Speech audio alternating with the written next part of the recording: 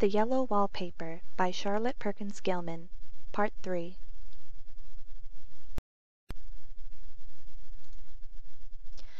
Well, the 4th of July is over. The people are all gone, and I am tired out. John thought it might do me good to see a little company, so we just had my mother and Nellie and the children down for a week. Of course, I didn't do a thing. Jenny sees to everything now. But it tired me all the same. John says if I don't pick up faster he shall send me to Wire Mitchell in the fall. But I don't want to go there at all. I had a friend who was in his hands once, and she says he is just like John and my brother, only more so. Besides, it is such an undertaking to go so far. I don't feel as if it was worth while to turn my hand over for anything, and I'm getting dreadfully fretful and querulous. I cry at nothing, and cry most of the time. Of course, I don't when John is here, or anybody else, but when I am alone. And I am alone a good deal just now. John is kept in town very often by serious cases, and Jenny is good and lets me alone when I want her to. So I walk a little in the garden or down that lovely lane, sit on the porch under the roses, and lie down up here a good deal. I'm getting really fond of the room, in spite of the wallpaper. Perhaps because of the wallpaper. It dwells in my mind so. I lie here on this great immovable bed, it is nailed down, I believe, and follow that pattern about by the hour. It is as good as gymnastics, I assure you. I start, we'll say, at the bottom, down in the corner over there where it has not been touched, and I determine for the 1000th time that I will follow that pointless pattern to some sort of conclusion. I know a little of the principle of design, and I know this thing was not arranged on any laws of eye radiation, or alternation, or repetition, or symmetry, or anything else that I have heard of. It is repeated, of course, by the breadths, but not otherwise. Looked at in one way, each breadth stands alone.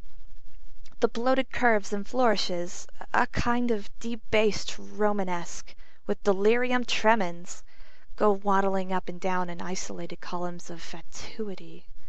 But, on the other hand, they connect diagonally, and the sprawling outlines run off in great slanting waves of optic horror, like a lot of wallowing seaweeds in full chase.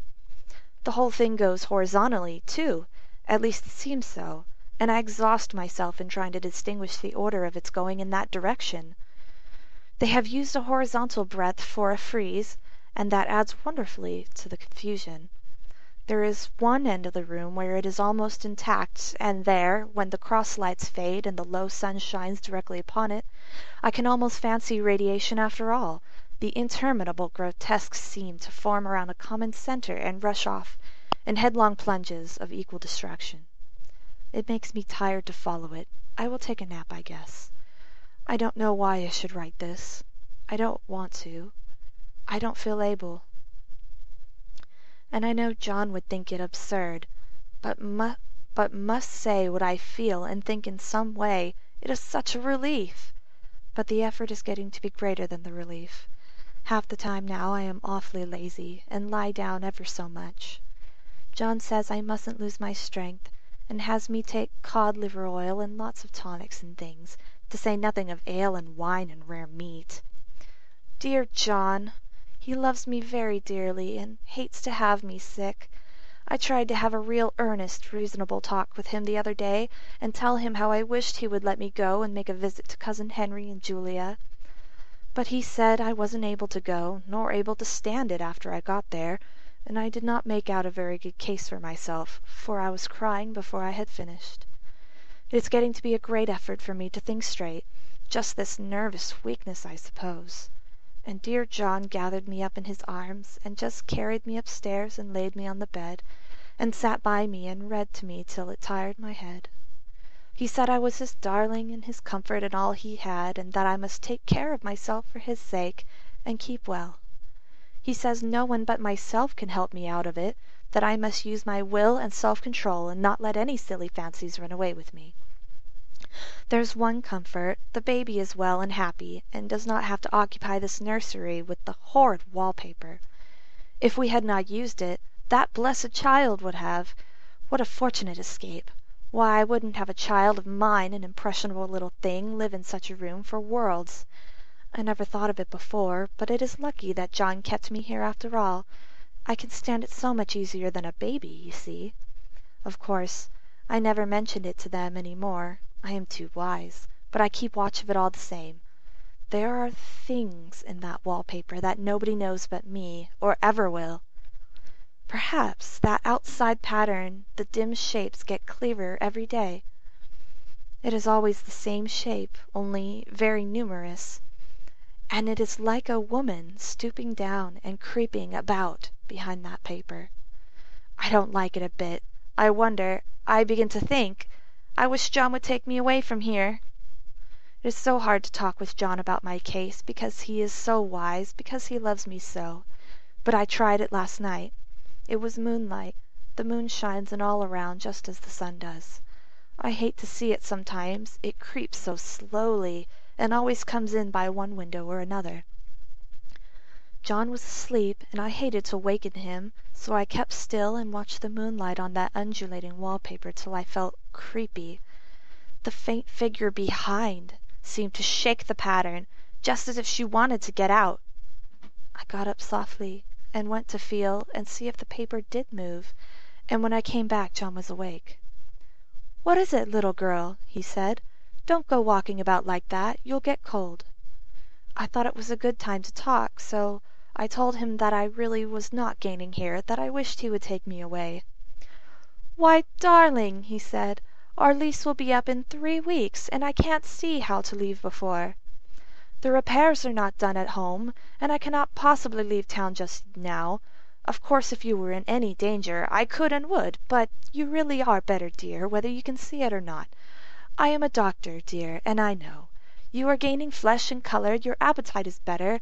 I feel really much easier about you." "I don't weigh a bit more," said I, "nor as much, and my appetite may be better in the evening when you are here, but it is worse in the morning when you are away." "Bless her little heart," he said, with a big hug. "She shall be as sick as she pleases. But now let's improve the shining hours by going to sleep, and talk about it in the morning." "And you won't go away?" I asked gloomily. "Why, how can I, dear? It is only 3 weeks more, and then we will take a nice little trip for a few days while Jenny is getting the house ready. Really, dear, you are better." "Better in body, perhaps," I began, and stopped short, for he sat up straight and looked at me with such a stern, reproachful look that I could not say another word. "My darling," he said, "I beg of you, for my sake and for our child's sake, as well as your own, you will never for one instant let that idea enter your mind. There is nothing so dangerous, so fascinating, to a temperament like yours. It is a false and foolish fancy. Can you not trust me as your physician when I tell you so?" So of course I said no more on that score, and we went to sleep before long. He thought I was asleep first, but I wasn't. I lay there for hours trying to decide whether that front pattern and the back pattern really did move together or separately.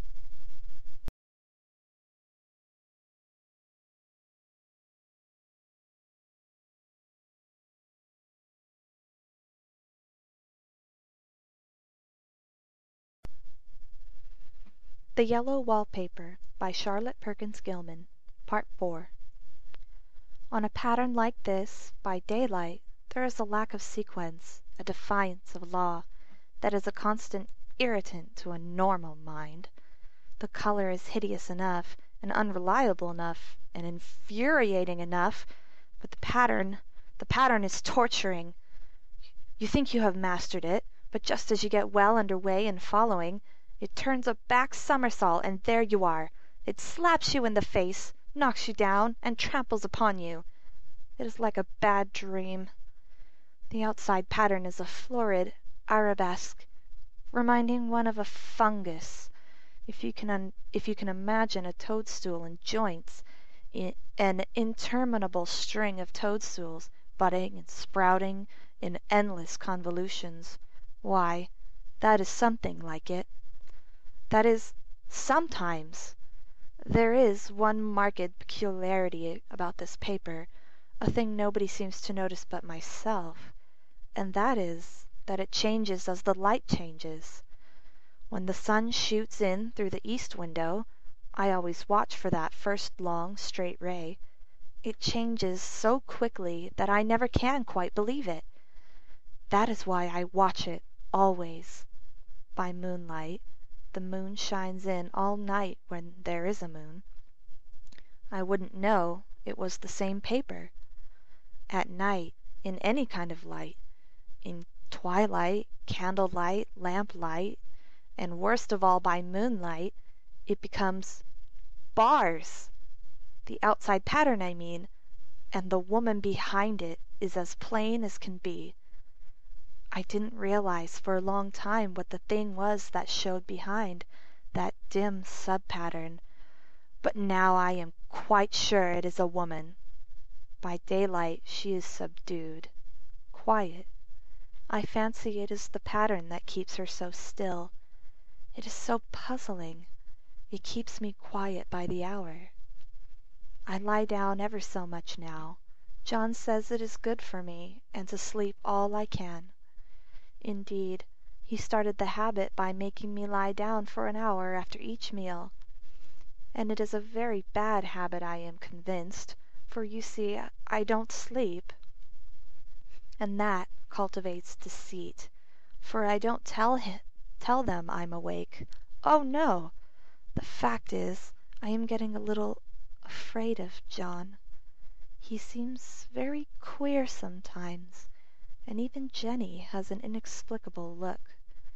It strikes me occasionally, just as a scientific hypothesis, that perhaps it is the paper. I have watched John when he did not know I was looking, and come into the room suddenly on the most innocent excuses, and I've caught him several times looking at the paper. And Jenny too. I caught Jenny with her hand on it once.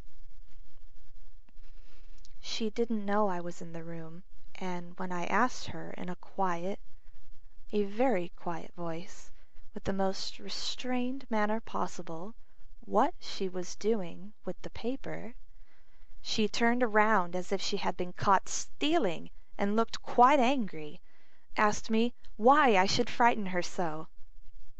Then she said that the paper stained everything it touched, that she had found yellow smooches on all my clothes and John's, and she wished we would be more careful. Did not that sound innocent? But I know she was studying that pattern, and I am determined that nobody shall find it out but myself.